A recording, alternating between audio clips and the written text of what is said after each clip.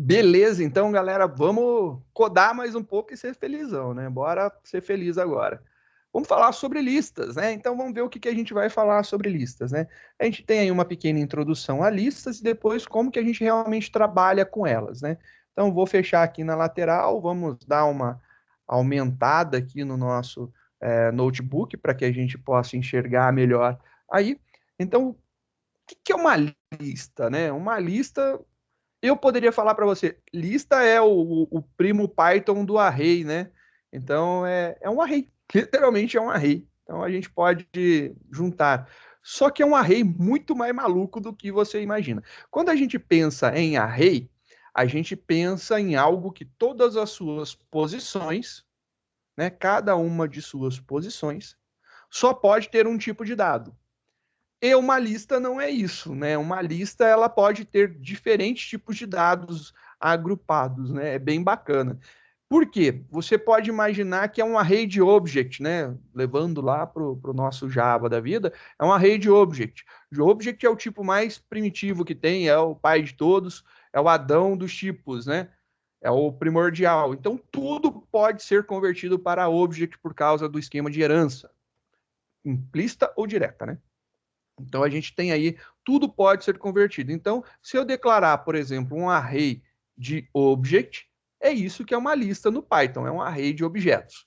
E é isso mesmo, é um array de objetos, então a gente pode colocar qualquer coisa dentro dele, não necessariamente tipos iguais, né? Então, estou colocando um número só inteiro? Não, posso colocar um ponto flutuante, um booleano, uma string, posso colocar um objeto que eu criei novo, é qualquer coisa. Então, é bem bacana essa possibilidade daí. Então, lista nada mais é do que uma coleção de itens, né? De que eles estão em uma ordem particular. Quando eu falo ordem particular, entenda que não necessariamente eles estão em ordem crescente e muito menos em ordem decrescente. Você pode ter feito uma ordem de inserção. Isso é uma ordem. Foi a ordem com que foi entrado, né, dentro do conjunto ali os dados. Sim, pode ser. Conforme o usuário digitou, essa é uma ordem. Pode ser por uma ordem de cronológica, uma ordem de de um parâmetro paralelo que não vai refletir nela diretamente, mas faz sentido depois, não importa. E o legal é que ela pode guardar letras, então você pode fazer de uma letra, de uma palavra, de uma frase, de números com vírgula, né, com ponto, né, casinhas decimais, com números reais, né? Você pode fazer de booleanos, de objetos, listas de listas, listas de tuplas, listas de dicionários. Você pode fazer lista de tudo que você quiser. Você pode colocar tudo junto, tudo misturado, tudo só de um tipo. A criatividade e necessidade vai longe, né? É bem bacana isso daí. O legal do notebook é que você acha os erros, né? E você consegue editar rapidamente, né? Cadê? Muito semelhante, não, é semelhante, né? Muito semelhante. Falar, é muito semelhante aos arrays das outras linguagens, né? E é assim, array de objeto, né? Não é array primitivo, não. É um array de tipos primitivos ou tipos únicos. É um array de objeto que você pode colocar qualquer coisa. Então você pode, né, representar aí guardando qualquer coisa dentro deles. Então vamos ver como que começa a representação dele, né? A representação de uma lista é definida pelo abre e fecha colchetes. Então, o abre e fecha colchetes determina que algo é uma lista. Então, se você ver alguma coisa com abre e fecha colchetes, tenha certeza, aquilo é uma lista. Então, aqui, ó, carros igual. Aí eu coloquei aqui, abre colchetes, Fusca, vírgula, Uno, vírgula, Gol, fecha colchetes. Então, eu acabei de criar uma lista. Se eu mandar imprimir carros, ele vai lá, print carros, ele vai mostrar para mim, ó, abre colchetes, Fusca, Uno e Gol, fecha colchetes. Se eu verificar, mandar imprimir o tipo de carros, você vai ver que o tipo é list, é lista.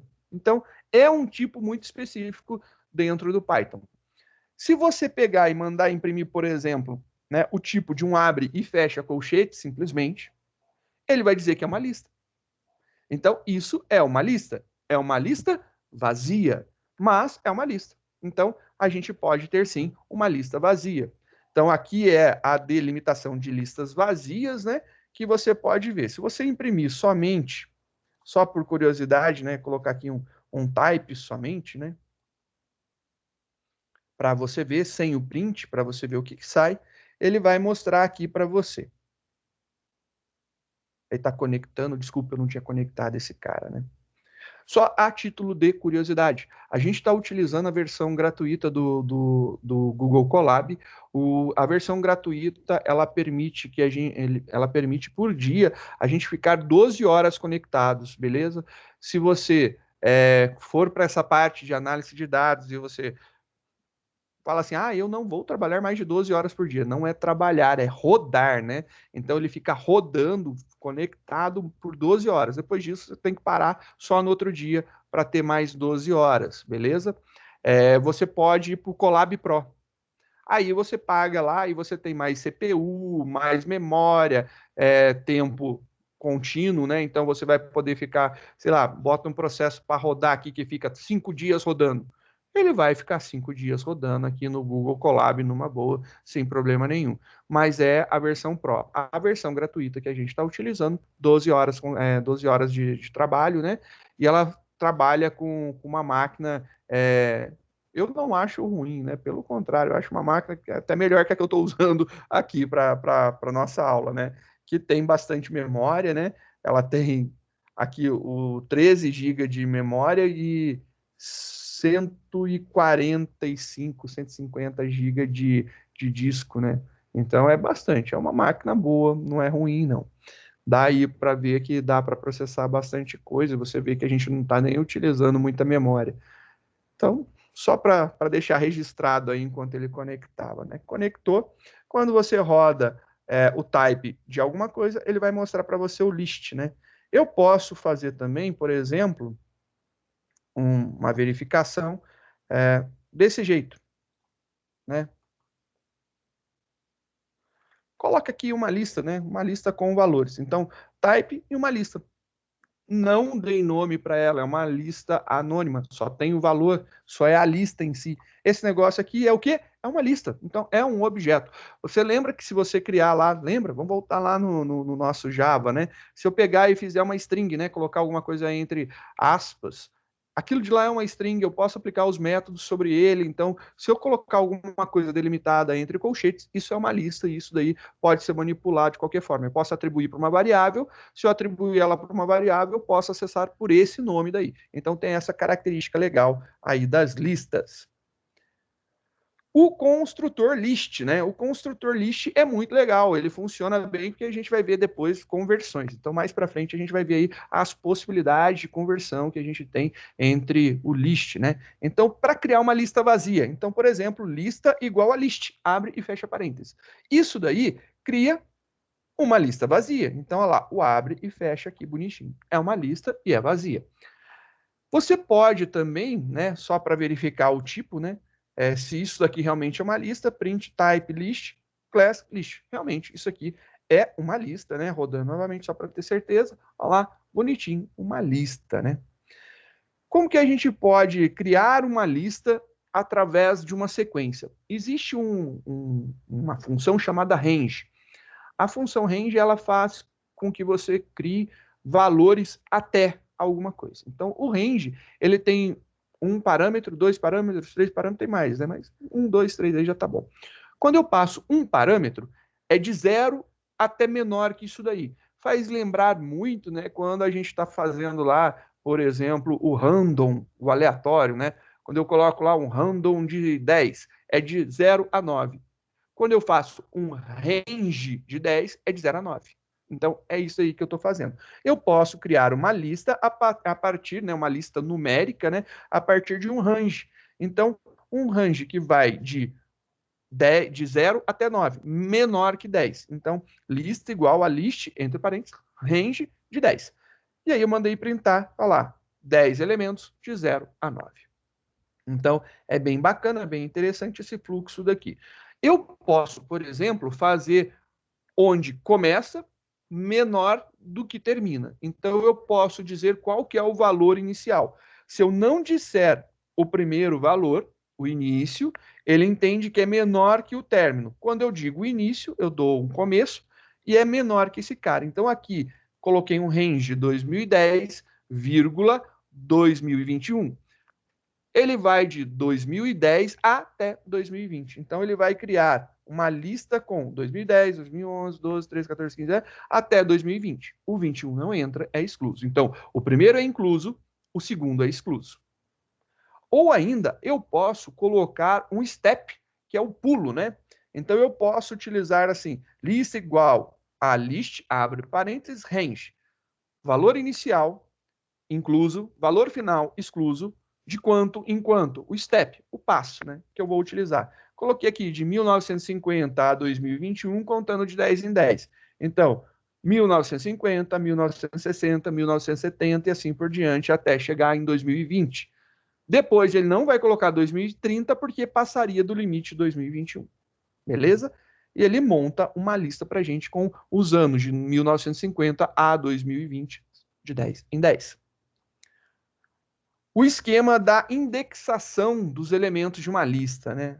É muito bacana, né? Só para lembrar, isso aqui eu comentei, né, na nossa revisão, mas é bem importante a gente lembrar e entender isso daqui. As listas, assim como as strings, elas seguem o mesmo esquema de indexação, né? Então, você tem uma indexação que começa na esquerda e vai para a direita. Essa indexação começa no zero e vai menor que o tamanho. E eu tenho uma outra indexação que começa no final, na direita, e vai até a esquerda. O final é -1 e na direita, lá na esquerda, lá do outro lado, é menos o tamanho. Então, por exemplo, eu criei uma lista aqui, A, B, C, D e E. Então, 5 elementos na minha lista. O zero é o A, assim como o -5 também representa o A. Então, eu tenho aqui da esquerda para a direita, né? Da esquerda do A para o E. Então, eu tenho 0, 1, 2, 3, 4. E eu tenho, quando é da direita para a esquerda, né? De -1, -2, -3, -4, -5, ou seja, até o tamanho negativo. Então, tá aqui. 5 é a quantidade de elementos, é o tamanho. Então, -5. De -1 a menos o tamanho. Então, esse esquema de indexação acelera muito a nossa vida, que a gente consegue pegar várias coisas rapidamente, né? Consegue manipular, você não tendo somente uma ordem crescente, mas ter essa ordem decrescente, contando aí do -1 até o menos o tamanho, ajuda pra caramba, principalmente para pegar os últimos elementos. Último elemento, -1. Primeiro elemento, 0. É bem esquematizado. Só para mostrar isso daqui, né, efetivamente falando, mostrando e provando que são coisas iguais. Então, criei aqui uma lista. Então, criei minha lista lá. A, B, C, D, E. Beleza? A, B, C, D, E. Essa lista tem tamanho 5. Então, tá aqui, ó. Tamanho da lista igual a len de lista. E lembrando, o len, nesse caso aqui, ele traz também, quando a gente utilizou o len lá na string, ele traz o tamanho da nossa string. Quando eu utilizo uma lista, ele traz a quantidade de elementos dessa lista, beleza? Quantidade de elementos da lista. Então, ele trouxe aqui a quantidade de elementos dessa lista. Esta lista tem 5 elementos, ele trouxe aqui os 5 elementos. E aí, ó lá, bonitinho, funcionou. A gente tem agora aqui, vou deixar esse cara novamente executando, 5. Beleza? Eu vou imprimir aqui, só para a gente fazer a comparação, eu quero ver o elemento que está nessa lista na posição 0 para verificar se ele é igual ao elemento que está nessa lista na posição -5, né? Então, eu imprimi aqui, print, lista, índice 0 e lista, índice -5. E aí eu coloquei aqui um separador só para a gente ficar aqui, ó. É o A. É realmente o A. Então, se eu pegar o 1 e o -4, é o B. Então, ó, é o A, é o B, é o C, é o D e é o E. Então, eu posso ir crescente de 0, 1, 2, 3, 4, ou crescente negativamente, dos negativos, né? -5, -4, -3, -2, -1. Estou crescendo os números negativos. Então, eu posso fazer isso daí. É o mesmo esquema. Eu estou mostrando isso aqui para que você entenda realmente essa referência. E essa referência é muito importante porque a gente usa muito esse tipo de referência. Então, quando a gente né, quer acessar alguma coisa, a gente pode estar utilizando a referência da esquerda para a direita, mas às vezes você utiliza da direita para a esquerda, principalmente quando a gente quer pegar o final, né? O final fica muito rápido pegar isso daí quando você utiliza aqui o esquema dos negativos, né? Então funciona muito bem e é legal, é estranho, né, num primeiro momento, mas depois que você começa a usar, vou falar para vocês, faz falta, viu? Dá inveja do Python, né? Todas as outras linguagens ficam assim, nossa, eu queria ter pensado numa coisa dessa, isso é fabuloso, agiliza a vida, e agiliza pra caramba, né? Isso daí é bem bacana, fica bem da hora para trabalhar. Recomendo, se você ficou com alguma dificuldade, teve aí, ficou meio titubeou, faz alguns treinos, experimenta algumas coisas e aí verifica que quanto mais você experimentar, mais você testar, melhor vai ficar para você e mais simples e mais claro vai ficar. Então experimenta isso daí. Agora, como acessar os elementos de uma lista? Da mesma forma que eu acessei da string, da mesma forma que a gente acessa os elementos de um array. Então, o primeiro elemento, por isso que eu mostrei lá, a gente tem lá o índice 0, né? Então, pô, qual que é o primeiro elemento? Ah, eu não rodei o Carlos, né? Deixa eu só rodar aqui. Cadê o meu carro? Carro eu não tinha rodado. Pronto, agora eu tenho um carro. Aí não tinha, não dava, né? Agora eu tenho um carro. Vamos ver aqui. Rodando agora, olha só. O primeiro carro é o Fusca. E qual que é o último carro? Lembrando que eu tinha colocado Fusca Gol e... Não, Fusca Uno e Gol, né? Fusca Uno e Gol. O último é o Gol. Se eu quiser, por exemplo, eu posso aplicar um title? Posso, por quê? Porque esse resultado daqui é uma string e eu posso aplicar o resultado, né? O método title, né? A função title. Então, se eu rodar, estava tudo escrito em minúsculo, só para deixar claro. Agora o U de Uno foi para maiúsculo, só para lembrar, né? Tá aqui em cima. Olha lá, tudo minúsculo, né? Fusca, Uno e Gol. Só para lembrar isso daqui. A gente pode, né, fazer essa impressão com title. Se eu imprimir a lista toda, ele mostra bonitinho ela. Não sei por que eu fui lá em cima, era só ter impresso ali embaixo, né? Para modificar uma lista. Então, lembrando, quando a gente estava falando de string, string é imutável. Eu não consigo mudar uma parte dela acessando o seu índice direto. Então, se o Carlos fosse uma string e eu tentasse mudar o valor dessa posição, eu não consigo, dá erro. Então, mudar o valor de uma posição através do acesso direto ao índice em string dá erro. Numa lista é totalmente possível. Então, por exemplo, eu tenho aqui carros. A primeira posição, ele é um uno, né? Então, só lembrando aqui, a posição 1, 0, 1 é o uno. Então, eu posso dizer que agora é um Corsa. Então, peguei lá, rodei, Fusca, Corsa e Gol. Ele trocou realmente ali de Uno para Corsa. Ele faz essa troca. Se eu quiser acrescentar, né, ainda na parte de modificação, e se eu quiser acrescentar? Acrescentando um novo elemento na lista. Eu tenho algumas formas de acrescentar. Eu espero que vocês lembrem muito da aula de um ano atrás que vocês tiveram comigo de estrutura de dados. A gente utilizava muita coisa similar a isso aqui, a gente viu muitos comandos similares, são os mesmos comandos, beleza? Só para você lembrar, então, aquele negócio lá atrás que você não queria, que você odiava estrutura de dados, bem-vindo à realidade. A gente usa pra caramba esses negócios aí para saber quando usar e por que utilizar. Obviamente não é tão sacana como estrutura de dados, que a gente monta na mão, mas é saber o motivo e o porquê, né? O funcionamento, o esquema de funcionamento dele.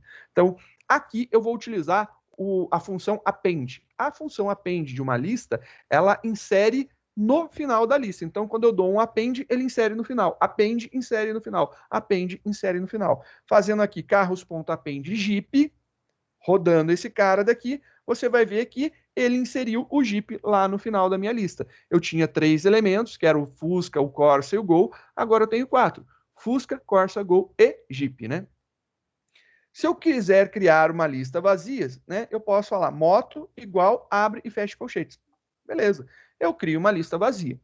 Mas eu ainda posso utilizar o construtor de lista, que é o list. Se eu pegar e rodar lá motos recebe, list, abre e fecha parênteses, ele cria uma lista vazia do mesmo jeito que fazer aquela atribuição direta ali do colchetes, beleza? Então, tanto faz um método ou outro. Eu posso usar o construtor ou a atribuição direta de uma lista vazia. Adicionando novos elementos ao final da lista, né? Vou colocar aqui na moto. Então, a nossa moto, ela tá aqui, ó, uma lista vazia, lembrando, tá uma lista vazia. Vou adicionar Honda. Adicionei lá uma moto Honda. Ah lá, foi adicionada, agora a nossa lista tem Honda. Vou adicionar Yamaha. Rodou e ele colocou Yamaha lá no final. Vou adicionar Suzuki. Ficou Honda, Yamaha, Suzuki, né? Belezinha, Honda, Yamaha e Suzuki. Se eu quiser inserir agora novos elementos em uma posição específica. Quando é uma posição específica, é insert. Você vai utilizar o insert para fazer isso. Motos.insert, na posição 1, eu vou inserir Ducati. Então, ó, 0, 1. Ele vai pegar esse cara daqui e vai sobrepor? Não. Ele vai abrir o espaço, lembra? Ele abre o espaço ali, então, Yamaha vai passar para a terceira posição e o Suzuki vai para a quarta posição. E ele vai inserir na posição 1, na segunda, ele vai inserir o Ducati. Então, rodando esse cara daqui, a gente tem que Honda, Ducati, Yamaha e Suzuki. Ele fez, né? Abriu um espacinho e colocou bem lá na posição que eu queria. Ele faz exatamente isso daí. Para remover elementos de uma lista, a gente tem algumas formas, né? A primeira forma, a gente pode utilizar o del. O del é um comando, não é uma função, não é aplicado a, né? É um comando. Então, removendo elementos de uma lista de uma posição específica. Eu vou remover o elemento. Eu vou lá e pego esse elemento específico e tiro. Então, por exemplo, eu falo del motos na posição 1. Lembra que eu tinha inserido na posição 1 o Ducati? Se eu rodar esse cara daqui e depois imprimir motos, o Ducati sumiu. Então, Ducati já era, ele foi apagado. Então, é um comando, ele vai remover alguma coisa. Ele consegue remover esse objeto e como ele já é uma estrutura inteligente, ele já se adapta novamente. Ele não deixa lá um buraco na nossa estrutura. Muito importante isso daí. É aquele esquema de lista ligada, né? Ele já faz a passagem direta lá para outro passo, né? Removendo elementos do final de uma lista e devolvendo ele. Então, quando eu quero remover, eu vou tirar alguma coisa. E o tirar é pegar isso, eu peguei ele para mim, eu tirei da lista, ele estava lá dentro do meu conjunto, né? Meu conjunto está aqui. Eu vou lá dentro, tiro ele e ele fica aqui para mim. Você usa o pop. Então, o pop serve justamente para isso, para você pegar o elemento, você vai lá e pega ele da onde está e tira e traz para você. Você ficou com ele para você. Então, ele sai da tua lista e você tem esse elemento para poder manipular. Então, por exemplo, né? Eu quero aqui, ó, quero saber qual foi a moto removida, né? Eu fiz motos.pop. A gente tinha Honda, Yamaha, Suzuki. Motos.pop, ele vai mostrar para mim Honda, Yamaha. Quer dizer, então, que o pop, ele tira do final da minha lista. Então, ele está tirando lá do final da minha lista, ele tirou.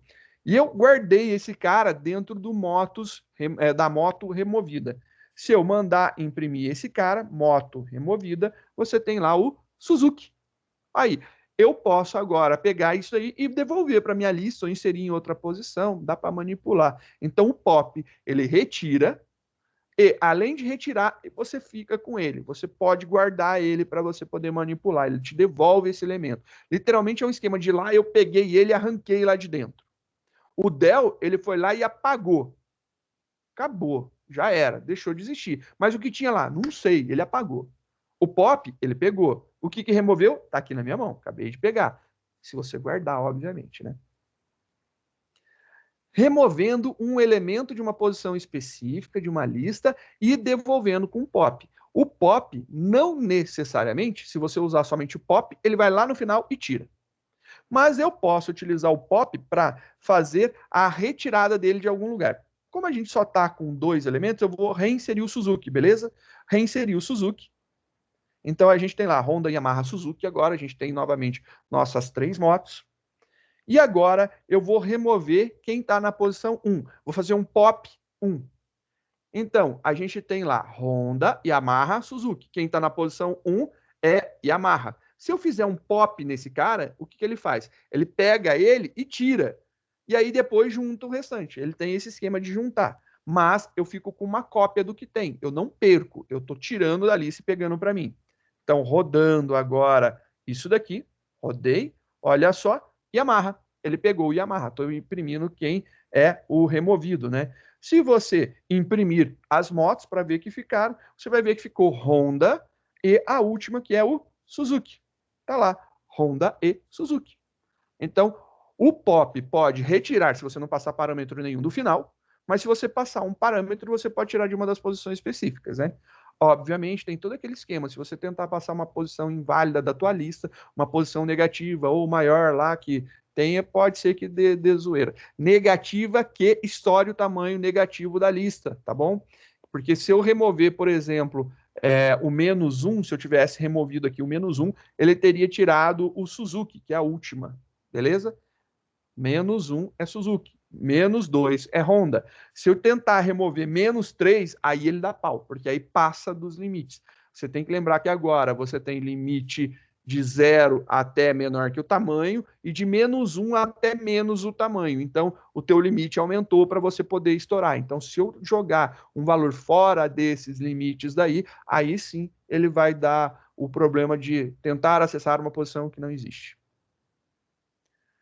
Removendo um elemento pelo seu valor. E aí a gente utiliza para fazer isso daí o remove, né? Para remover alguém pelo seu valor, pelo seu conteúdo, você utiliza o remove. O pop remove pelo índice.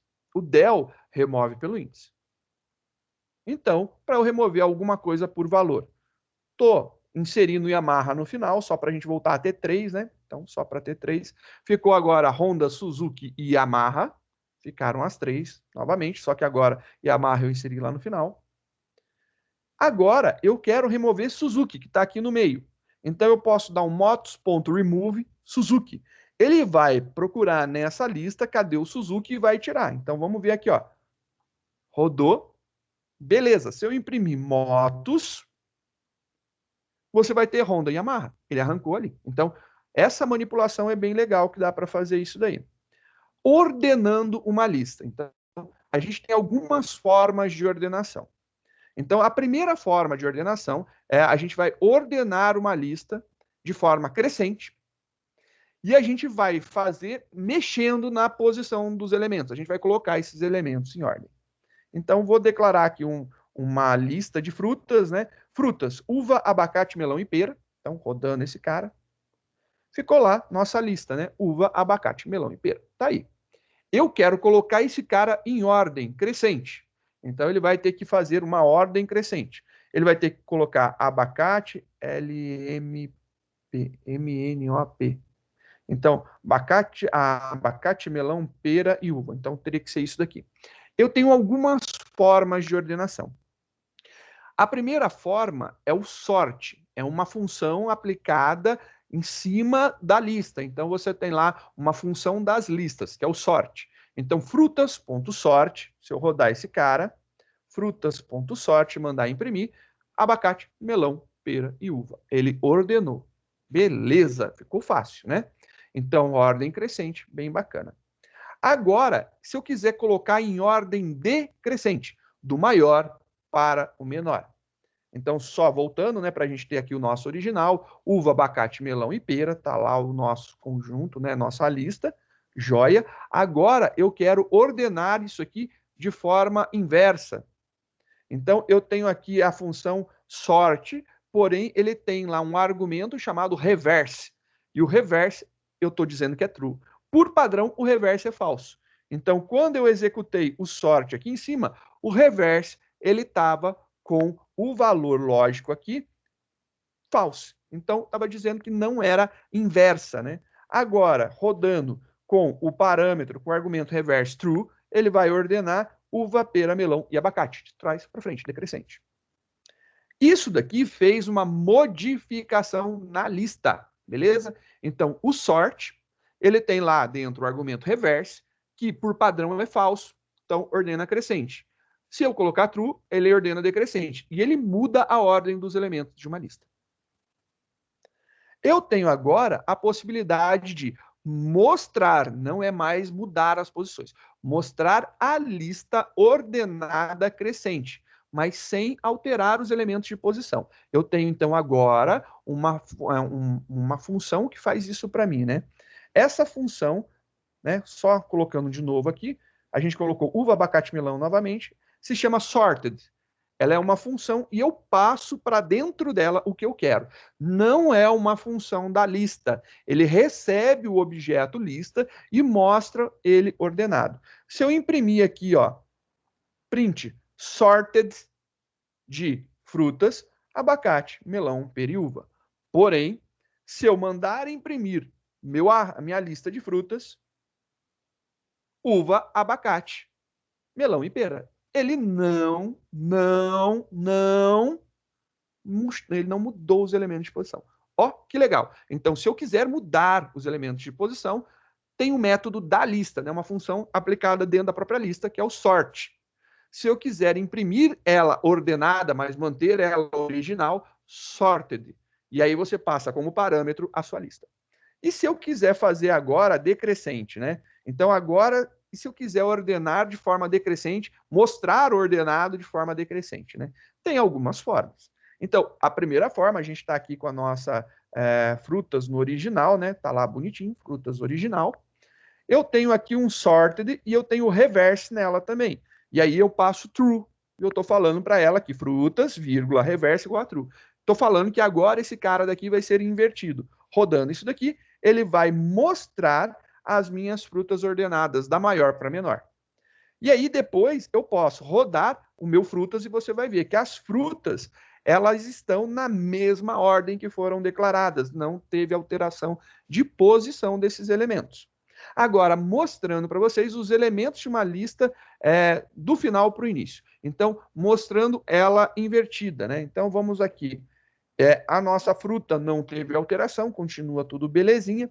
Eu tenho o frutas.reverse. Ele vai imprimir os elementos de trás para frente, do final para o início. Ele não coloca uma ordem, ele muda, né, inverte a ordem de exibição. Então, rodando esse cara, ele vai imprimir pera, melão, abacate e uva. Então, ele imprimiu de trás para frente. É o reverse. Beleza? O tamanho a gente viu, né, que a gente pode utilizar o len para fazer isso daí. Então, temos aqui nossas frutas com 4 elementos. Para ver o tamanho dela, len da nossa lista, ele mostra. E aí depois a gente brinca de trabalhar com listas, né? Eu acho que isso aqui já ficou suficiente. Espero que tenham curtido essas possibilidades, né?